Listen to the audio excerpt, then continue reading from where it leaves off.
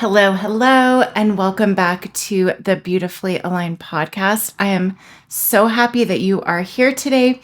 If you are new, welcome. Beautifully Aligned is a podcast for women who want to live their most beautifully aligned lives. And I feel like every time I record a podcast, I say something slightly different. So I need to go ahead and record an intro so I'm not saying like slightly different variations of what this podcast is all about. But if you're watching, if you're here on YouTube, or if you are listening, you probably get it. You probably know what this podcast is all about.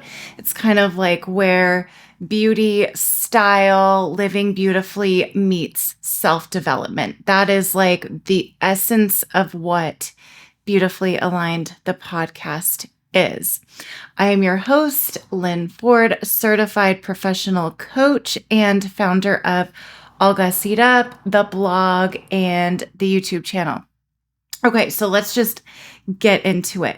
I am so excited for this today because this is a tool that I'm sure you have heard of if you are in like the self-development world, if you will, and that is gratitude. And using this tool of gratitude will improve your life. Like there's no if, ands, or buts about it. It is absolutely free to do. You don't need to invest in a program or a coach or a journal, nothing. This is absolutely free to do. And it is one of the practices that has made a huge, significant difference in my life. So I am a practitioner, if you will, of practicing gratitude. And I have just seen the effects on myself. And just side note, I think that that is so important when we are listening to someone talk about a tool or whatever it is, or working with a coach or working with a therapist, is that they've practiced this too, and they've seen the results of it too, and can really share from a authentic place, I guess is the word that I want to use. It's a really authentic place that I'm coming from in just the huge shift that I've seen in myself by practicing gratitude. Going way back, like if I think back to childhood, I knew the word gratitude, but I didn't really know what it was in practice. I didn't practice gratitude. I didn't have a journal. I didn't do any of that. And in fact, my mindset skewed negative. And I have had a therapist tell me that my mindset at that time was very, very negative. And that's actually natural because our brains want to keep us safe. So they're going to go negative, like, oh, this could happen. You better watch out. Oh, this is happening here. So let's be hyper vigilant and make sure we take care of that. Just the signs are always on, or the glasses are always on, if you will, in our brains. So for me, starting to practice gratitude, it felt really unnatural, and I had never done it, obviously, as a kid, and so it didn't have this kind of natural feeling as I started. But I became aware of practicing gratitude and how to practice gratitude, I would say, after my divorce, which was, I was how old? I think I was like 25. Yeah, I was 25 or 26 years old when I really started to practice gratitude, and my whole life changed. This isn't an episode about divorce, but at the beginning when I was going through it, it was just very lonely. There was nothing really to look forward to for me. And I was working with a therapist, and that's when I was introduced to gratitude. And within days, maybe not even days, plural, like a day of practicing gratitude, it was like medicine for me and my soul. And it just changes the way that you think and how you perceive the world around you in a more positive light. And it's really no surprise that I started to feel better because gratitude has been long recognized as a very powerful emotion that can help us deal with life's challenges. In my case, it was divorce, but it can be anything. And really, we should be practicing gratitude every single day. It helps with self-awareness. It's like medicine, like I said, for a more positive mindset and then a more positive life in the end. And in recent years, researchers have begun studying the benefits in clinical settings. So there is scientific research backing that gratitude and practicing it daily helps relieve stress.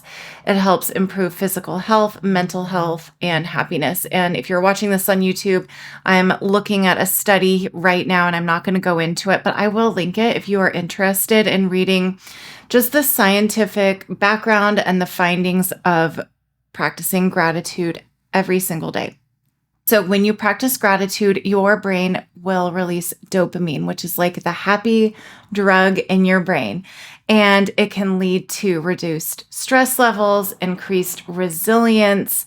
It can actually rewire our brains and change how we think and how we act, change our self-awareness to be more positive. And when we're more positive, there are just endless possibilities available to us. And I feel like creativity just really gets flowing too. If you're a creative person like I am, the creative juices really start flowing as you practice gratitude. So all good things come from gratitude. There's absolutely nothing negative about practicing gratitude. So what I want to get into is how to actually cultivate a gratitude mindset. And I want you to listen until the end because I have a gift for you. It is free, no strings attached. And I'll be talking about that so you can get started on your gratitude journey if you would like. Okay. So first things first is gratitude will help us, like I said, shift our perspectives. So what it will do is change the way you're thinking. Say you're thinking negative about what you lack, like, oh, I don't have this, or you're playing the comparison game. What it forces us to do is to shift our mindset to what we do have instead of what we lack. A lot of people, when they are first starting to write down their gratitude list or think it in their head, you can do it however you want. For me personally, I have been writing notes in my phone. That's just easiest for me, usually at night. Tip is to do this at night. At the end of the day, write down your gratitude list. But what I see working with clients and talking to friends is that people think they have to think of these big things like, I'm grateful for my new car, or I'm grateful for these big things. And that's wonderful to be grateful for those big things. But what I encourage you to do as you're getting started and as you are well into this process is to really be in the present moment and fully savor the interactions that you have, the food that you're eating, your surroundings, whatever it is, and just take note of it in your mind as you go through the day. So for me, I'm just thinking of the first thing in the morning is coffee. I am just so excited to have my coffee in the morning. I have my whole process of how I make it, how I like it.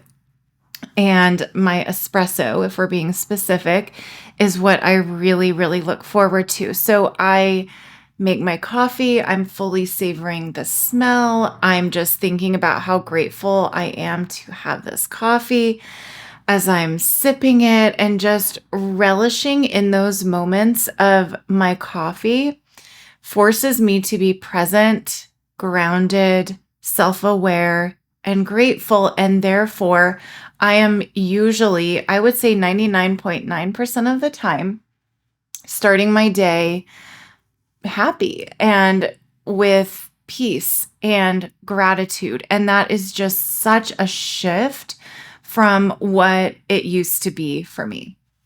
Kind of along those same lines are to celebrate small wins. So like I said, we talk about the big things, but celebrate the small wins. Maybe you made a new recipe and it was so good. Celebrate that. Include that on your gratitude list. Maybe you had a really beautiful conversation with somebody. Fully savor it. Or savor an accomplishment that you had at work, in life, whatever it may be. Just take the time to savor it. Write it down if you want to come back and remember it. Like I said, I personally keep notes in my phone. You can have a journal, whatever works for you. But in the moment, I am present. And then later, I will go ahead and write it down. I want to step in here and say that it can be really freaking hard to be grateful when things are going wrong. So, what I encourage you to do, if something is going wrong in your life and you are just down in the dumps about it, try to make that conscious shift and list out the things on the opposite end of the spectrum that are going well. And they can be the tiniest things. And I promise you, you will feel better. Even if it's like 10% better, 20% better, you will feel better if you physically write it down or if you think about those things that are going well for you, as minuscule as they might be. Another way to cultivate gratitude, and this is a big one, is to surround yourself with people who are positive. Bonus if they practice gratitude themselves. But when you surround yourself with positive people, you're surrounding yourself with people who make you feel good, and therefore it's easy for you to be grateful.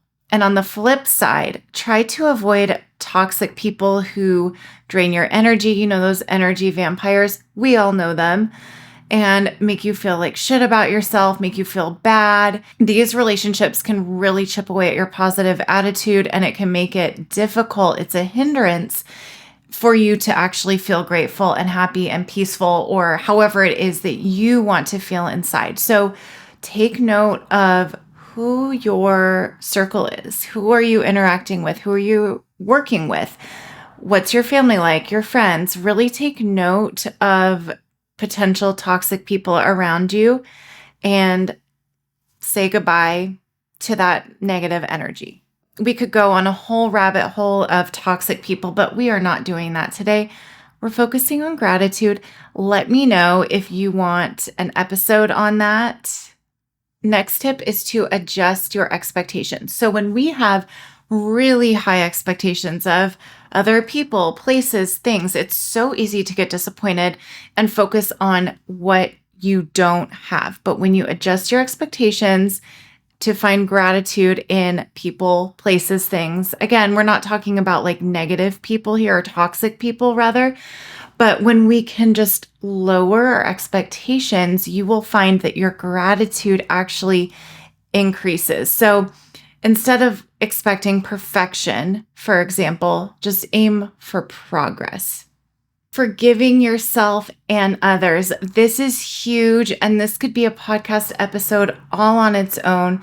But when we hang on to fear, resentment, anger, whether it's towards ourselves for a mistake that we made, for something that we regret, or for someone else's behavior, we are just holding on to that anger and resentment and leaving absolutely no room for growth, gratitude, those positive things to come to us. Like I mentioned at the beginning of this episode, I have been a practitioner of all of what I'm talking about here, and forgiving myself is really hard. And I'm sure it's hard for you too, if you're thinking about mistakes you've made or dwelling on something you've said or whatever, if it's a mistake that you made. But when you can focus on what you learned from that mistake or what you said or whatever it is that you are just holding on to that negativity inside and blaming yourself or resenting yourself or whatever, or someone else. Right now I'm talking about yourself. You have to forgive yourself and just release it. Let it be a learning lesson for you and put that into your gratitude list. So if you said something you regret, for example, you process that. Obviously, you want to process it or apologize if it requires an apology to someone else. But the lesson is what will encourage your growth, and being cognizant and aware of that lesson and then grateful for it so you don't make that mistake again. And it was a huge growth opportunity for you, will just make such a difference in your mindset. So now on to the gift. I am so excited about this. So I have created a 21-day journal workbook. You can print this out. You can use it on your computer. And it is a gratitude workbook, but it is different from any other workbook that I have seen because this workbook focuses on a gratitude list, if you will, for yourself. Why? Because in my experience as a woman and with assisting clients that I work with who are all women to transform and just honor their most beautifully aligned lives, one of the core foundations that we need to have as women is to love ourselves fully and completely. So I have prompts in this journal that I'm giving you. I am looking at the prompts right now, and it's 21 days because it takes 21 days to change a habit or pattern. That is why I made it 21 days. So over the course of these 21 days, you will hopefully, by using this journal, undo self-sabotaging behavior, increase your level of receiving all the good things by practicing this gratitude, knowing yourself more, getting to know yourself, and therefore loving yourself, and also just setting up this practice of gratitude. And so you can either write them down in your phone or you can write in the space that I will be giving you. All you have to do is click the link in the description and it will be emailed to you. So you just enter in your email and you will immediately get the PDF of the gratitude workbook. And like I said, I haven't seen anything else like this. There are lots of prompts like I am grateful for XYZ thing, and then you list the thing. That's maybe a bad example, but this one is all about you so that you can not only be grateful for the things that you're doing, enjoying the way you are, but also to get to know yourself better. So that is all I have for you today. I hope that you enjoyed this episode. If you did, I would be so grateful if you would share it with a family member, friend, whoever you think might love this content. I would be so grateful. And if you wouldn't mind leaving me a 5-star review, that helps me so much. And with that, I will talk with you next week.